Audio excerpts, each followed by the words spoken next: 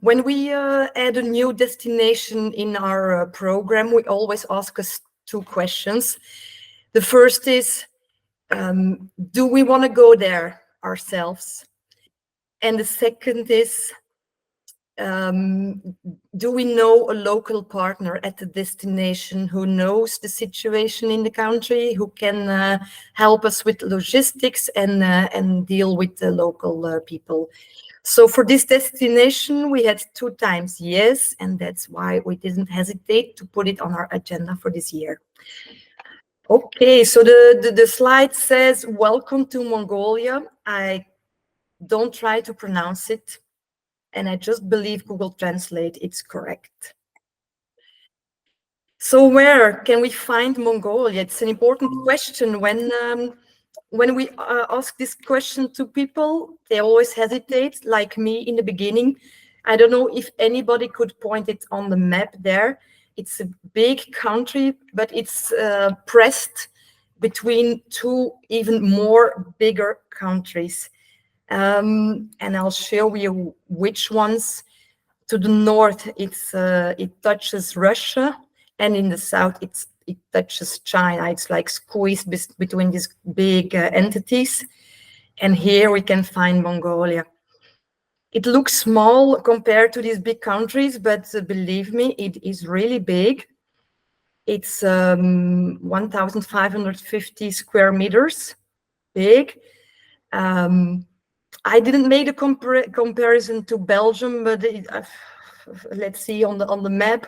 You see how small Belgium is? It's like more than 100 times the size of Belgium. So, and if you see the number of inhabitants, it's only 3 million. So it's crazy. It's 2 people per square meter living in Mongolia.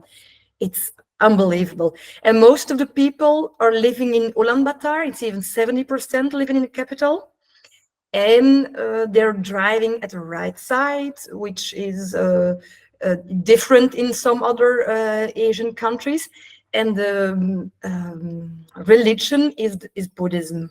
So this is some facts about Mongolia. The language they're speaking is the Mongolian language. And they have a local money. They have local money, which is called tugrik. And 1 tugrik is a little small bit of a euro. So if I'm right, we will be millionaires if we go to tugrik. And that's always funny. We had the same when we go to Nepal. We have the same when we go to Tanzania. You really feel like a billionaire. It's not, you cannot find the local currency outside of Mongolia, so you cannot change them anywhere outside Mongolia. You should go there and then take money out of the wall. They have cash machines in the city, so that's no problem to have local money. A time difference with Belgium, they're in summer 6 hours ahead of us. So Tanguy is now in Nepal and he's around 5 hours ahead of us. So it's already in the night. I put here a link to where you can find some interesting information about the country. It's called the site of Diplomacy Belgium.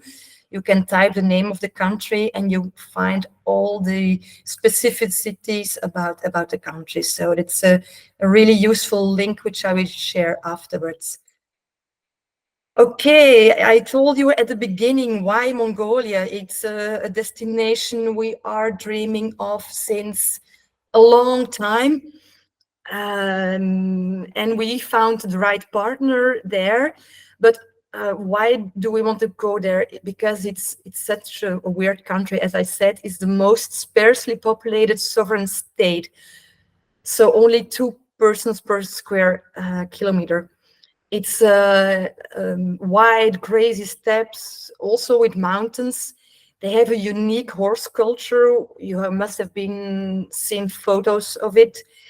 And 30% of the population is nomadic. 70% living in the capital, and 30% is nomadic.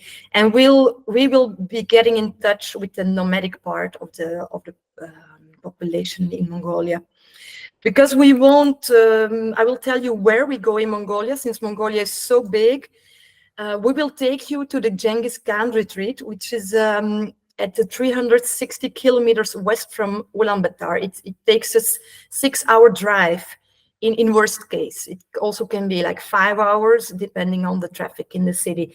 So as you see, it's quite central. It's the beige part of the country. It's a desert, it's the Gobi Desert, and then it's also mountains. So we're really central mountain area and touching the desert area. Also a lot of lakes in Mongolia, so it's famous for its nature and the local people. Who's there? Well, I truly believe he will be there in person. It's Tanguy, which is presented on the picture. He's got some difficulties to get in the presentation, but no doubt he will be there in Mongolia guiding us. He's the mountain bike guide and the responsible person of the Genghis Khan retreat, where we are going to stay for the 10 days, is D'Artagnan Kirke. It's a German person, which really, how should I say, he put its new energy in the nomadic culture in Mongolia, and he offered the opportunities to the local people to be like nomadic again, and bring back the old sports, the old culture which they were used to practice. So the retreat, I will talk about it later. It's like a charity project. D'Artagnan is actually making fabrics for Hermes. So it's not his first job. It's a charity project which he does with a lot of love for the country and the people. I will be there representing our company, which is formerly called Transactive, now changing to Altera. Voila. I will take you through the itinerary of the trip. It's 10 days of biking. I will share the other screen. Normally, this is something Tanguy would present. I'll be more happy to share it with you. Okay. You tell me, guys, if you don't see anything. I think the screen is shared now on our website.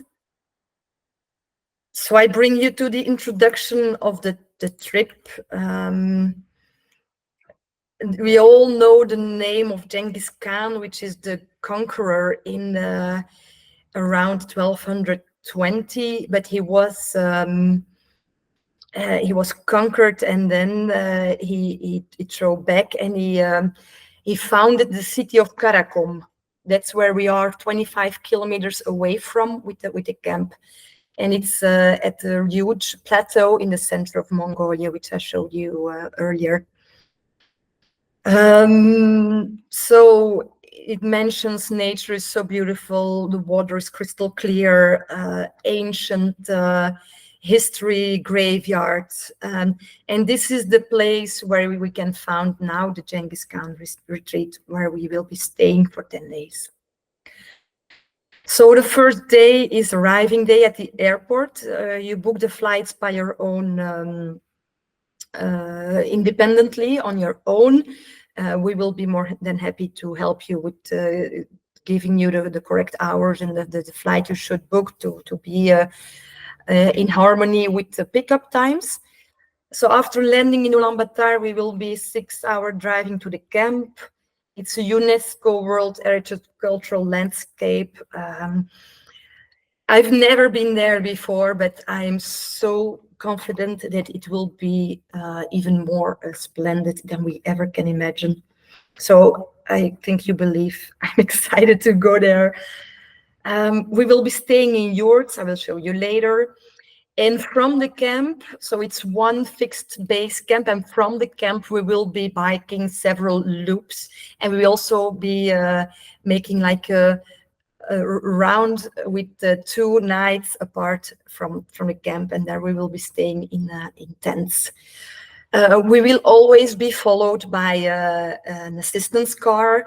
It's at any time it's possible to get in the car and to step off your bike and to live the journey in the car.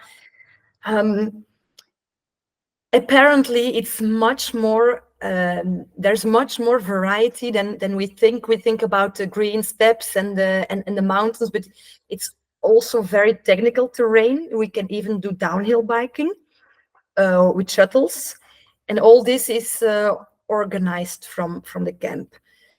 So it's very exciting to go and discover this. So the first 3 days we will be biking around the camp, and then is the 5th, the 6th, and the 7th day we will go out and do a big loop with several nights outside the camp. I was saying we were sleeping in tents, but we will also be visiting old Buddhistic monasteries. And so on the last day, we will be riding back to the camp. I am sorry, I cannot go so much into detail about this, but only by reading this, my imagination starts turning and making overtime. So I hope you feel the same. The thing I wanted to say is that the days we will be spending in the camp, it's not obliged to always go on the bike, because a lot of activities are offered in the camp. There is kayaking, there's yoga sessions, there is arrow shooting, there's the horse polo. So all of these activities are offered aside from the mountain bike program, which is fixed. So at any time you decide to take a day off, it's possible. You decide to only ride in the afternoon or only in the morning, that's also possible. And the good thing about the camp and the trip, once we arrive in the camp, all is included. So no extra fees for the other activities. From the pickup at the airport and the drop-off at the airport on the 10th day, all is included in the trip. So I go back to the presentation.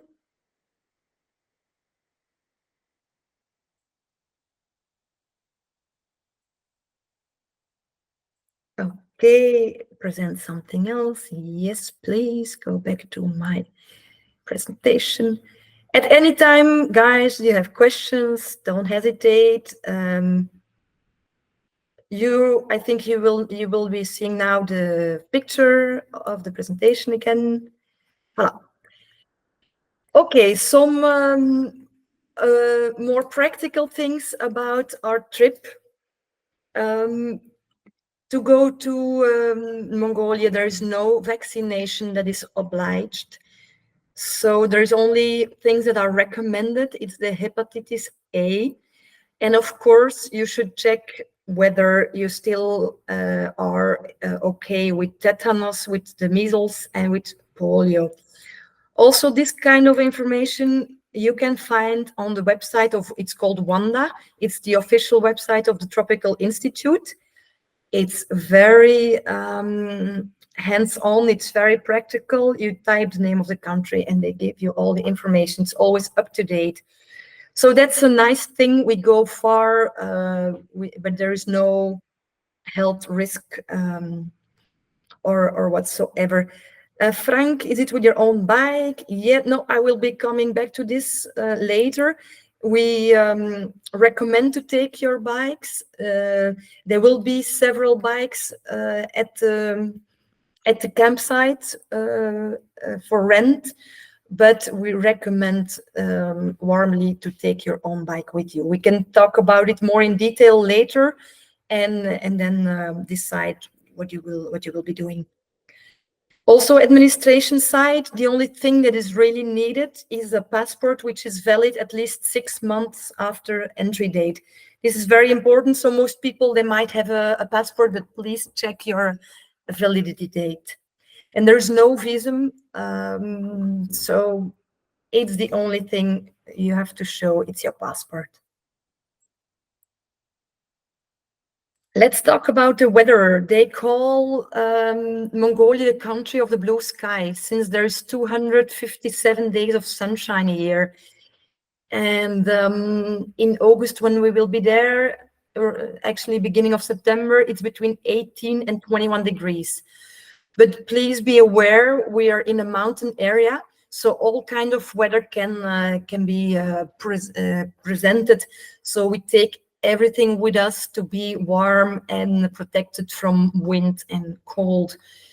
Rain we most likely won't see, but wind and cold are close by, especially in the evening. So this is important.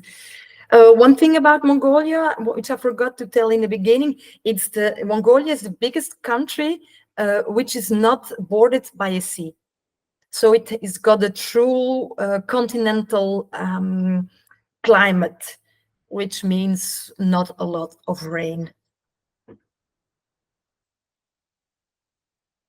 So, okay, I will be telling you about the Genghis Khan retreat. So I will also show it on the website, since this is the one thing which triggered us a lot. So the Genghis Khan retreat is a camp of yurts, completely in the style of the old tradition of the nomads. And the camp is only built in summer months like July, August. And for us, for our bike trip, they keep it 10 days more, so we can enjoy the camp. I will quickly show you the website. No words for me are needed. I will share you the link, and you go through it. And so everything you see is traditional, it's warm, it's luxury, it's healthy, it's pure. And this will be our base camp for 10 days. It's in the middle of nowhere. The biggest city is 25 k's away. So it's like living the dream. And if you're asking me only, therefore, I would go there.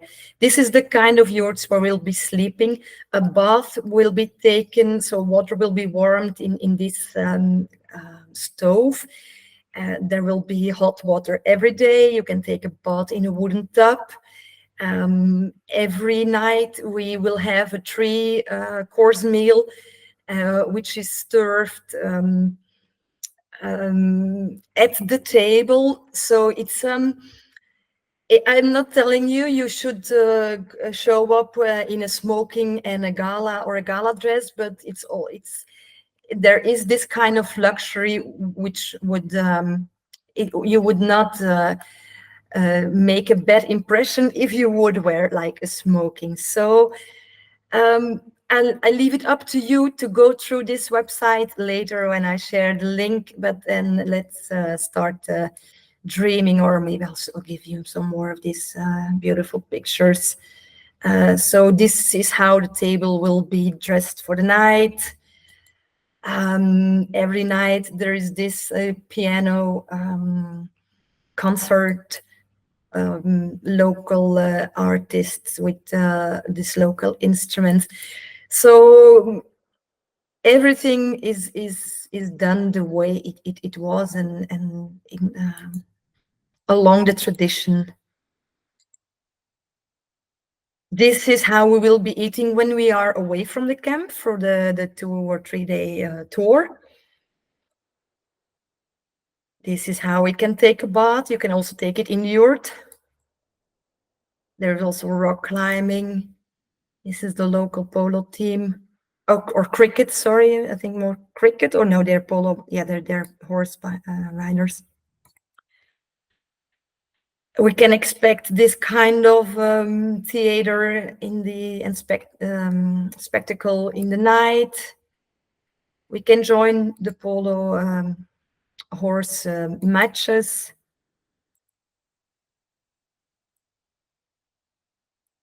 Okay, so I think you got the picture. How should I say? Don't feel impressed. It's there for us bikers. So and I know we're not afraid of a little bit of mud and to make ourselves dirty, but at the end we all like a little bit of luxury, and I think we will all enjoy this. So Tanguy answered the question. There will be no connection only if we provide a local SIM card at the airport. So this can be done. No worries. I would like to tell you about the food, but I don't have any idea. If I see the table dressed, I imagine a lot of good things, only good things. But what exactly we will be eating, I invite you to be surprised as much as I will. And only be surprised in a positive way, I think. So Frank here, this is about the bikes. We recommend you to bring your own bike. There's no e-bikes there. There's just a few rental bikes. I should talk to Tanguy to really be sure what are the types of bikes, which size they are. And then we can, if you're interested, we can start talking about this, whether there is a bike for you or not. How to get there? So we pick you up and drop you off at Ulaanbaatar airport, and there is the flight schedule as we recommend you to take. I know there is Richard who already booked a flight. I can tell you there's Richard and there is Yuri. This is the only two people which engaged for this trip. We decided to go there, of course, because it's also the pilot trip. So we want to, it's like a recognition for us too. So no doubt we will be running this trip. Tanguy might have some of his direct clients too, which are French people. So it might be an international audience group. But in the worst case, we're just the three poor little Belgians having fun in Mongolia. But I would be more than happy to invite you there. So I will stop talking for a while and show you this little video. It takes 2 minutes, 40 seconds, and start dreaming, guys.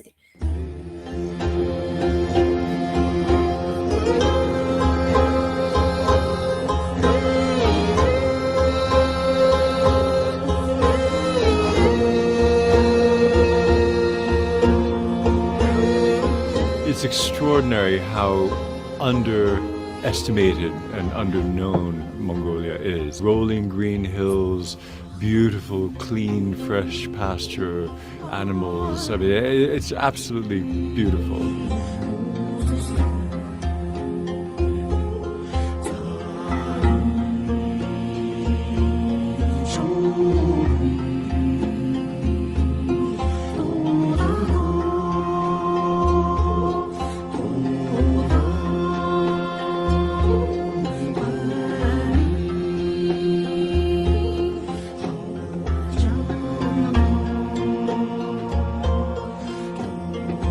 For me, the best has been going on long horse rides. I mean, the gallops that you can do around here.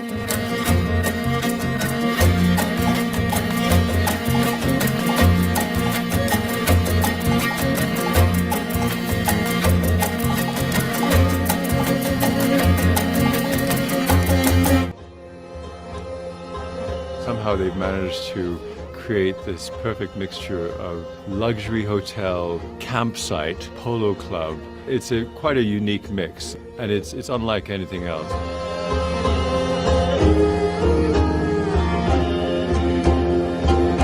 The dinners we enjoy, and the classical music that's come with it, and the great dining. There's been a really fabulous mix of guests from around the world.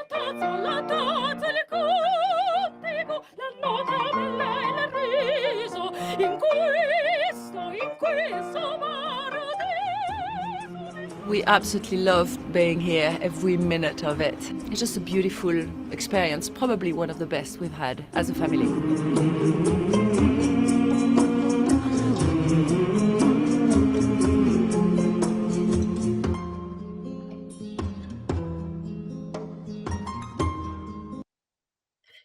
So the good thing about this is that it's also possible to take your partner or friends who don't bike, because they can also enjoy the other activities and just be quiet in the camp and enjoy nature.